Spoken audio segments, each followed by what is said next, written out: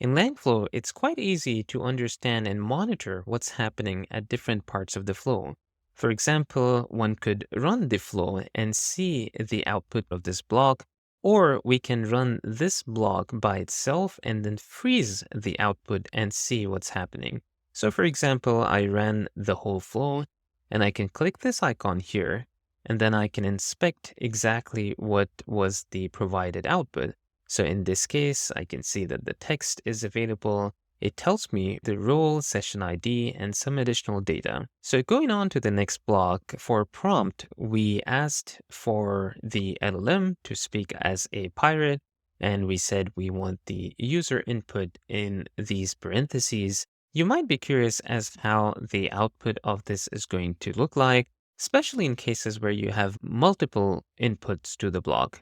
So in that case, you can go to the output again and see exactly how your prompt template looks like. For this particular case, we have one input.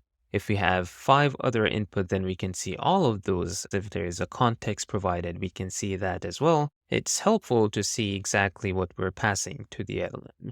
And going from there on to the final message, in this case, we can see the text that was provided by the LLM as well as some additional details. Now, this is one place where we can see the output. In addition, we can go to the logs section here and see the details of this run as well as previous runs. So for example, if I were to inspect the output here, I can click and see the details from that particular run. And this includes quite a lot of detail that might be helpful for you to understand exactly what sort of communication is happening between the blocks as well as the flow altogether.